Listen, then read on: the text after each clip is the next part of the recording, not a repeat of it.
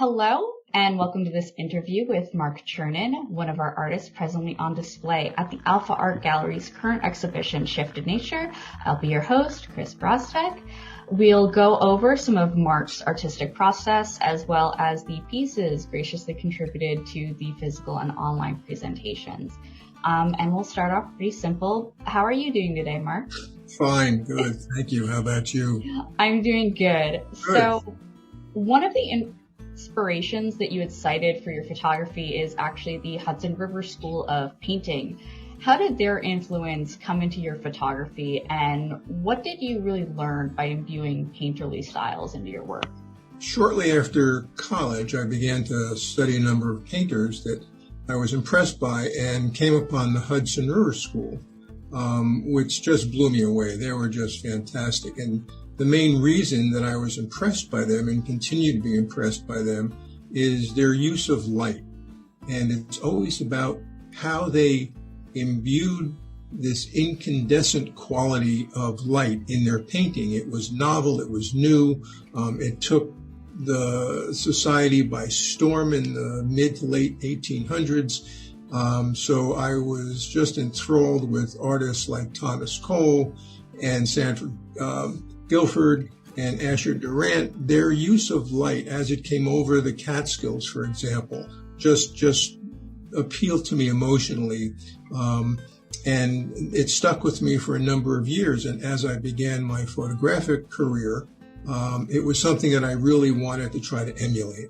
You kind of talked about how you've been developing over time. So do you want to talk about your artistic process right now and maybe how it's differed since kind of the beginning, maybe since you discovered the Hudson River School, and how you've really refined? Yeah. So it's been a journey, and it's been a creative process that has just been wonderful for me. And in the earlier stages, I was learning how to use the equipment. I was studying light in all its different forms, because photography is basically about the creation and use of light and shadow. Without shadows, there's no image. Without light, there's no image. And how one uses light and creates light and shapes light is really what photography is about. So in the early days, it was about getting more familiar with my equipment and how to use that. And it progressed over time. And what I learned was that with my process involved numerous hours of study of photographers I enjoyed, painters that I enjoyed. I'm a landscape photographer for the most part, so it involves a lot of time scouting out locations to find out what time of day the light appears at different points on the landscape, coming back and checking that out. Also, to find that landscape that appeals to me creatively. So once I do that and find the time of day and the use of light that I want, I'll capture an image. I then come back and in post-processing, that's the real creative part for me, where I use the skills that I've garnered over a couple of decades of study, mentorship with various photographers and artists, and I've developed my own process that I feel has reached a culmination now in the paintings and photography that you'll see. So it's been a journey, and it will continue to be a journey. Along with you kind of mentioning photographing landscapes, some of your works will also reflect your travels, with a few in the gallery depicting some locales in Italy. What was it like photographing landscapes there abroad? Wonderful. Marvelous. It was just fantastic, and I hope to go back many times after the pandemic. The light, particularly in Tuscany, because that's where I traveled and stayed, was just phenomenal. It was just a wonderful experience in terms of the natural light there, and capturing it was just tremendous.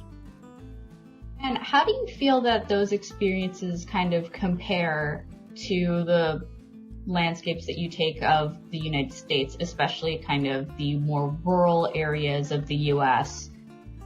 Right. So I find that particularly over the past probably 5 or 8 years or so, maybe more, I find that I'm drawn to an area in, again, where the Hudson River School did their paintings, in the Catskills and particularly the Berkshire Mountains in New York and Massachusetts, because the quality of light there most closely for me pulls emotionally to the same kinds of feelings I had when I was in Tuscany. The quality of light, the golden hours, early morning, and later afternoon, or just the kinds of has the emotional quality to me that keeps drawing me back there. And that's where I tend to do most of my landscapes. In some of your works, with Quarry Waterfall being probably a best example I can think of, the water appears almost smooth. Can you go over how you achieved that effect and what it may convey for viewers of the image? Sure, yeah. Actually, I think what you're describing is the smooth water in the image itself. Yes. Right. The water flows, and it's almost like a smooth river in various scenes. And there's really, there's not much to it. It's gorgeous. It's beautiful. But there's really not much technically involved. It really just amounts to slowing the speed which you're taking the picture, and that draws out the image and the water and makes it look like it's flowing very smoothly. In fact, today there's various apps that one could have on their iPhone or other smartphones where you can do that. So it's not tremendously technically advanced, but it is fun to do. And it does create a very cool effect. Yeah, it does. So Tannersville Cabin and Tannersville Farm both capture these very rustic countryside images. What are you trying to convey through these two scenes? It's a question that I've given a lot of thought to since we've been talking. And I guess the conclusion that I've come to is, in my photographs, it's important for me, for the viewer, to have an emotional reaction, an emotional connection. And I know the emotional connection and reaction that I have when I take an image, but I don't want to project that onto anyone else. I want them to have whatever reaction they're going to have to a scene that I've captured, and hopefully it will draw on some pleasant memory that they have, or an emotion that they had, or some kind of experience that they've had that connects them to the image that I've taken. So it's not so much that I want them to have my reaction. I want them to have a reaction, and whatever that is for them is just great. What's the story behind MV Shoes?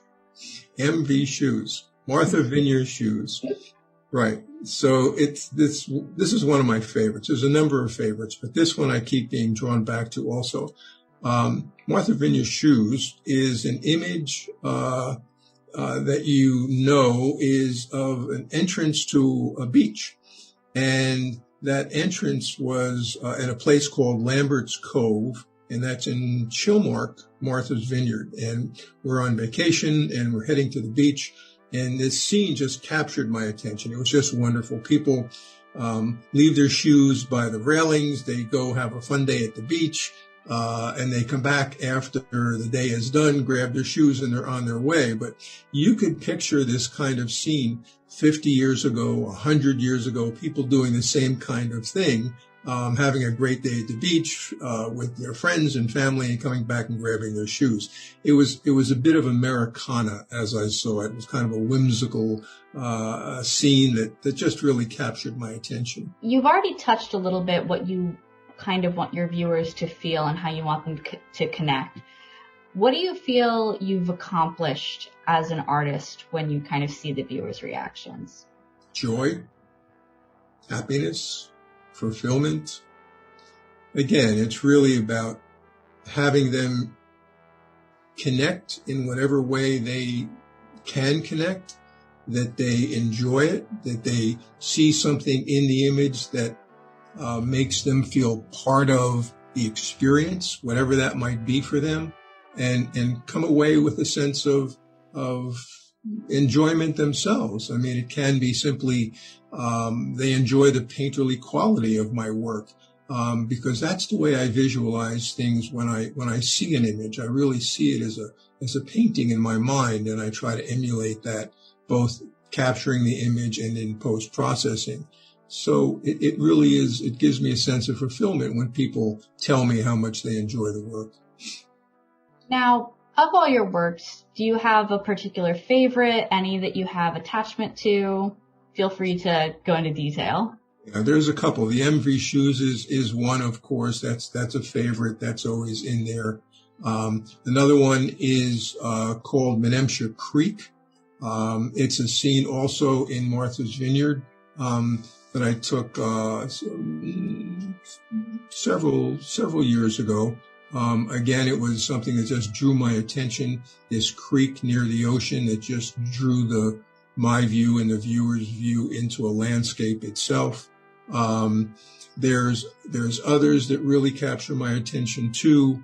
But those two really stand out in my mind as being something. There's one that's called a Tannersville pond that is just something that I find I'm drawn back to oftentimes. It was an early morning scouting adventure for me to try to find an appropriate landscape up in Tannersville, New York, and just saw this beautiful landscape. I jumped out of my car, grabbed my tripod, set it up, and then all of a sudden, the sun was rising over these mountains in basically the Hunter Mountain area up there. And I was lucky to just capture that scene. So that's a favorite also. How has the COVID-19 pandemic reshaped your process, if at all? Has it impacted your work in any way? Both negatively and positively. Negatively, of course, like all of us, we're kind of quarantined in our bubbles, and for safety's sakes have been in there for perhaps the past year.